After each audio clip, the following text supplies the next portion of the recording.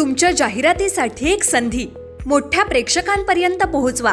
व्यवसाय असो किंवा इव्हेंट, विकासनामा सोबत जाहिरात करा. स्क्रीनवरील नंबरवर आजच संपर्क करा. विकासनामा, तुमचा आवाज, तुमची जाहिरात. तसंच विकासनामाला सबस्क्राईब करा आणि अपडेटेड रहा.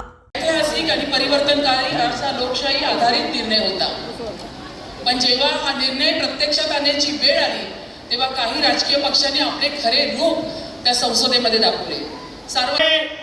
अशा प्रकारचा निर्णय केला आणि जे डिलिमिटेशन होईल वाढलेल्या जागांचं, ते त्या राज्यातल्या लोकसंख्येच्या अनुसार हे डिलिमिटेशन होईल असं सांगितलं. याचा सगळ्यात मोठा परिणाम काय?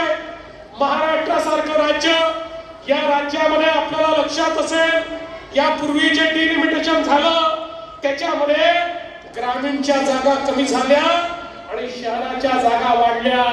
पण मोदीजींनी आणलेल्या फॉर्म्युल्यामुळे ग्रामीणच्या जागा करायचं, त्यामुळे हे सगळे दीडशाणे चूप बसले होते. त्यावेळी या दीडशाण्यांनी त्याला समर्थन दिलं. त्यावेळी अमेंडमेंट या दीडशाण्यांनी मान्य, आणि म्हणून जी लढाई होईल ही थेट लढाई होईल तुमच्या भलामणीला. आता या देशातल्या आणि राज्यातल्या महिला या त्या ठिकाणी बदलणार नाही. तयार आता सगळ्या आपला हक्क मिळवायचा का नाही?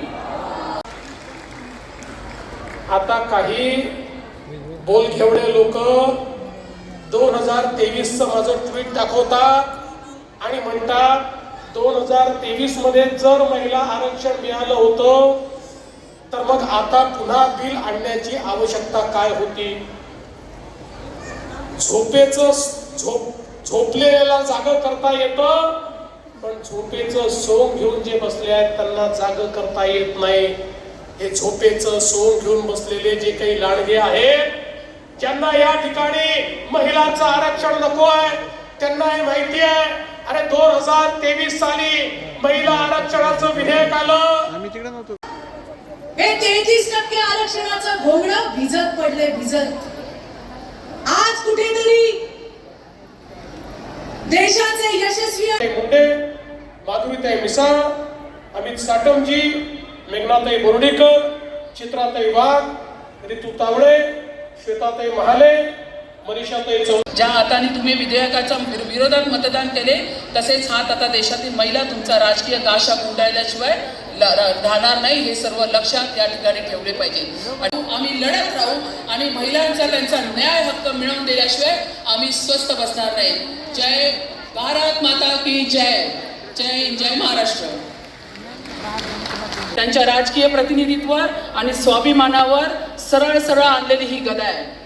ज्या प्रकारे नारी शक्ती वंदन विधेयकाला विरोधकांनी खोडा घातलाय, तो देशातील करोडो माता भगिनींच्या अधिकारावर केलेला क्रूर आघात आहे. आज संपूर्ण जग त्याचा निषेध करण्यासाठी आपण आज या ठिकाणी जमलो. पण या ठिकाणी आपण अतिशय क्रोधाने, व्यतीत अंतकरणाने आणि तितक्याच तीव्र संतापाने आपण या ठिकाणी एकत्रित झालेले आहे. आपल्या देशाच्या लोकशाहीच्या मंदिरात म्हणजे संसदेत नारी शक्ती वंदन अधिनियम सुधारणा मंजूर न होणे ही घटना तुमच्या जाहिरातीसाठी एक संधी मोठ्या प्रेक्षकांपर्यंत पोहोचवा. व्यवसाय असो किंवा इव्हेंट, विकासनामा सोबत जाहिरात करा. स्क्रीनवरील नंबरवर आजच संपर्क करा. विकासनामा, तुमचा आवाज, तुमची जाहिरात. तसंच विकासनामाला सबस्क्राईब करा आणि अपडेटेड रहा.